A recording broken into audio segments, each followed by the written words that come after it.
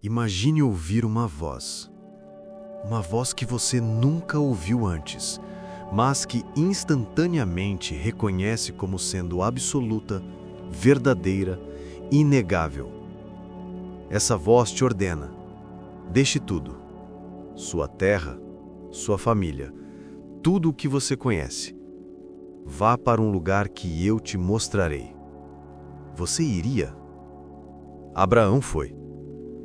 Ele vivia em Ur dos Caldeus, uma das cidades mais avançadas e idólatras da antiga Mesopotâmia. Era um homem comum, filho de um fabricante de ídolos, rodeado por uma cultura que adorava deuses de pedra e madeira. E então, no meio desse caos pagão, Deus falou.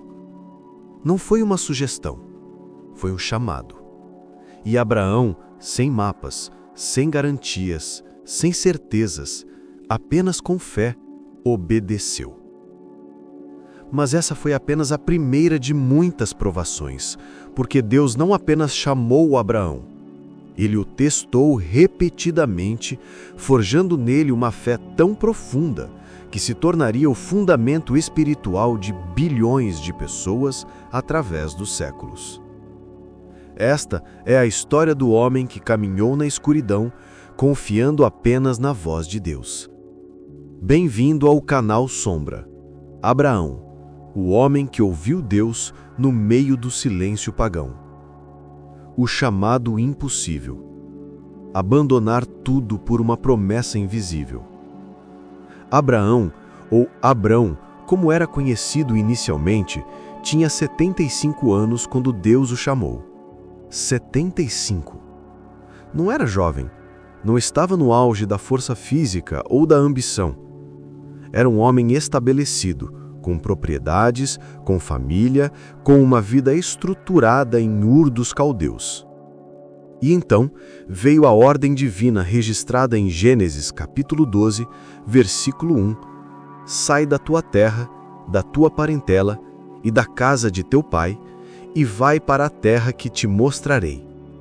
Repare na crueldade aparente dessa ordem.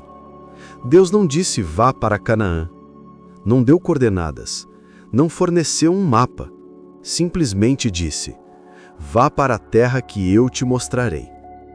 Era um salto no vazio absoluto. E qual era a recompensa prometida?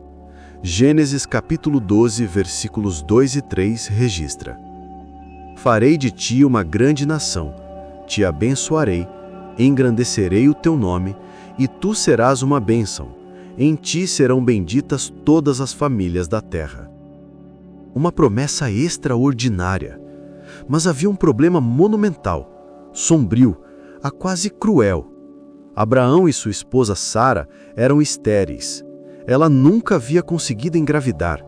Ele tinha 75 anos, ela tinha 65, e Deus estava prometendo fazer dele pai de uma grande nação. Do ponto de vista humano, racional, lógico, era absurdo, era impossível, era loucura. Mas Abrão partiu. Não porque ele entendeu, não porque fazia sentido, mas porque confiou. E essa é a essência aterrorizante e bela da fé. Obedecer quando tudo dentro de você grita para permanecer. A jornada de Ur para Canaã não era curta. Eram centenas de quilômetros através de desertos, montanhas, territórios hostis. Abraão levou consigo Sara, seu sobrinho Ló e todos os seus bens. E a cada passo dessa jornada, ele caminhava baseado unicamente numa promessa invisível. Pense no peso psicológico disso. Cada noite no deserto, cada momento de dúvida, cada olhar de Sara, tudo questionando silenciosamente: isso realmente valeu a pena? Mas Abraão continuou. A aliança de sangue, quando Deus selou a promessa na carne. Anos se passaram. Abraão chegou em Canaã. Deus apareceu novamente e reafirmou a promessa. Mas ainda não havia filho. A esterilidade de Sara permanecia, e com ela a angústia crescente de Abraão. Foi nesse contexto de desespero que Sara propôs uma solução humana. Já que Deus não está cumprindo a promessa, deita-te com minha serva egípcia, Agar, talvez assim eu tenha um filho através dela. Abraão concordou, e nasceu Ismael. Mas Ismael não era o filho da promessa, era o filho da impaciência humana. E essa decisão geraria conflitos que perdurariam por milênios, até os dias de hoje, nas tensões entre descendentes de Isaque e descendentes de Ismael. Deus ficou em silêncio por 13 anos após o nascimento de Ismael. 13 anos. Imagine o tormento de Abraão durante esse período. Será que havia ofendido a Deus? Será que a promessa estava cancelada? Será que ele havia destruído tudo por sua impaciência? E então, quando Abraão completou 99 anos, Deus apareceu novamente.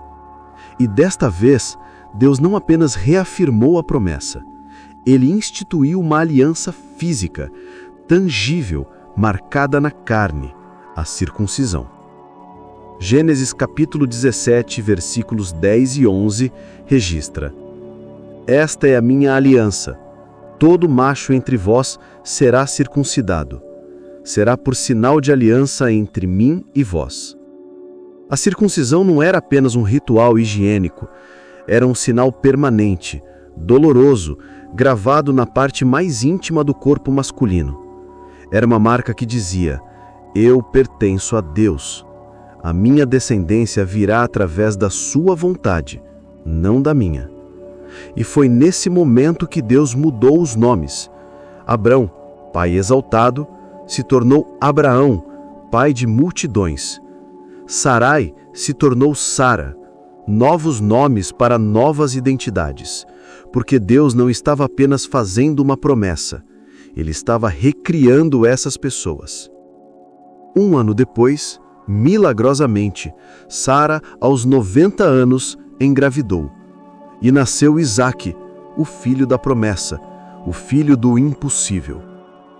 Mas a história de Abraão não é apenas sobre bênçãos pessoais, é também sobre intercessão, sobre um homem que ousou negociar com Deus pela vida de outros. Deus havia decidido destruir Sodoma e Gomorra devido à sua maldade extrema. E Abraão, sabendo que seu sobrinho Ló vivia em Sodoma, confrontou Deus com uma pergunta aterrorizante registrada em Gênesis, capítulo 12, versículo 23. Destruirás também o justo com o ímpio? E então começou uma das cenas mais extraordinárias da Bíblia. Abraão, com uma mistura de reverência e ousadia, começou a barganhar. E se houver 50 justos na cidade, destruirás assim mesmo? Deus respondeu: se eu achar 50 justos, pouparei a cidade. Mas Abraão não parou. E se faltarem 5 dos 50, e 45, e 40, e 30, e 20, e 10? A cada súplica, o número diminuía, e a cada diminuição, a misericórdia de Deus se revelava maior, porque Deus não estava relutante em perdoar, Ele estava esperando que alguém pedisse. Infelizmente, não foram encontrados nem 10 justos em Sodoma. A cidade foi destruída, mas Ló foi salvo, não por seus méritos próprios, mas pela intercessão de Abraão. Essa cena nos ensina algo profundo e sombrio sobre a natureza da oração. Não é apenas pedir bênçãos pessoais, é emprestar nossa voz ao desejo de Deus de salvar. É permitir que a misericórdia divina encontre expressão através de nossos lábios. Abraão não mudou a mente de Deus, ele revelou o coração de Deus. E então veio o teste supremo, o momento que definiria Abraão para sempre. Gênesis capítulo 22, versículo 2, registra a ordem mais aterrorizante já dada por Deus. Toma teu filho, teu único filho, Isaque, a quem amas, e oferece-o em holocausto sobre um dos montes que te mostrarei. Deixe isso penetrar. Deus estava pedindo que Abraão matasse o filho da promessa, o filho pelo qual ele esperou 25 anos, o filho através do qual todas as promessas divinas seriam cumpridas. E aqui está o horror existencial dessa ordem. Se Isaque morresse, todas as promessas de Deus morreriam com ele. A grande nação? Impossível. A bênção para todas as famílias da terra? Impossível. Tudo desmoronaria. Mas Abraão obedeceu. A Bíblia não registra o que ele pensou durante aquela noite. Não registra se ele chorou. Não registra se dormiu. Apenas diz: levantou-se Abraão pela manhã de madrugada. Ele preparou a lenha, chamou 2 servos e levou Isaque para o monte Moriá, o mesmo local onde, séculos depois, o Templo de Salomão seria construído. Durante a caminhada, Isaque perguntou: Pai, eis o fogo e a lenha, mas onde está o cordeiro para o holocausto? E Abraão, com fé que desafiava toda a lógica, respondeu: Deus proverá para si o cordeiro, meu filho. Quando chegaram ao topo, Abraão construiu um altar, amarrou Isaque, ergueu a faca e, no instante final, quando a lâmina estava prestes a descer, Deus gritou: Abraão, não estendas a mão sobre o rapaz. Agora sei que temes a Deus, pois não me negaste teu filho, teu único filho. Um carneiro apareceu, preso pelos chifres, e foi sacrificado no lugar de Isaque. Hebreus 11:19 nos diz que Abraão acreditava que Deus poderia ressuscitar Isaque dos mortos. Ele não obedeceu por desespero. Obedeceu por fé absoluta na fidelidade de Deus. E essa história não termina ali, porque o sacrifício de Isaque era uma prefiguração, um prenúncio sombrio do sacrifício futuro do próprio Filho de Deus. Séculos depois, no mesmo Monte Moriá, outro pai entregaria seu único filho. Mas dessa vez não haveria carneiro substituto. Jesus seria o cordeiro. Abraão chamou aquele lugar de Jeová-Jiré, o Senhor proverá. E Deus provou. Não apenas naquele dia, mas em cada geração desde então.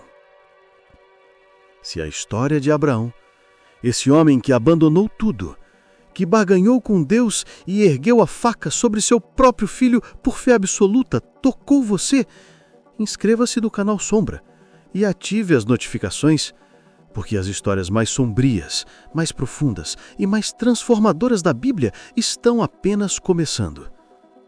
Nos comentários responda: você teria a coragem de Abraão? De abandonar tudo por uma promessa invisível? De obedecer quando Deus pede o impossível?